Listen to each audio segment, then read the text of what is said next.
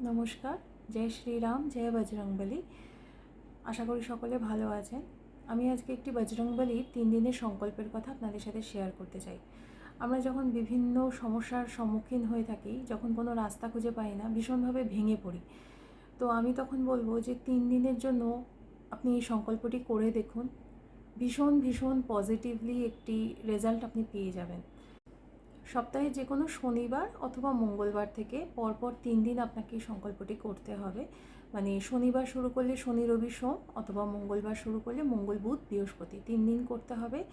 এবং এই 3 দিনের সংকল্পে আপনাকে প্রত্যেক দিন 7 বার হনুমান চালিসা পাঠ করতে হবে। সংকল্পের 3 দিন পেঁয়াজ রসুন কোনো কিছু খাওয়া যাবে না। সকালে ব্রহ্ম মুহূর্তে উঠে স্নান সেরে পরিষ্কার জামাকাপড় পরে তবেই পুজোতে বসতে হবে। বজরংবলীকে আপনি আপনার পছন্দসই প্রসাদ এবং ফুল অর্পণ করতে পারেন। কাঁচা ছোলা, গুড়, লাড্ডু এগুলো যদি অর্পণ করতে পারেন তাহলে খুবই ভালো। এবং একটি চামেলির তেল দিয়ে প্রদীপ জ্বালাতে হবে। ছোট একটি তামার ঘটিতে গঙ্গা জল দিয়ে ভর্তি করবেন। তার মধ্যে 2টো লবঙ্গ, একটি কাঁচা টাকা এবং কিছুটা পরিমাণ চাল দেবেন।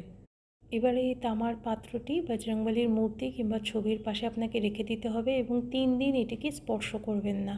7 বার হনুমান চালিসা পাঠ করার পর আপনি আরতি করবেন এবং তারপর যে প্রসাদ সেটা আপনি নিজেও খাবেন এবং পরিবারের সকলের মধ্যে সেটা ভাগ করে দেবেন। সংকল্প শেষে তামার পাত্রের জলটি আপনি সারা বাড়িতে ছড়িয়ে দিন। যে কোনো শুভ কাজে আপনি এই জলটি ব্যবহার করুন, খুবই ভালো।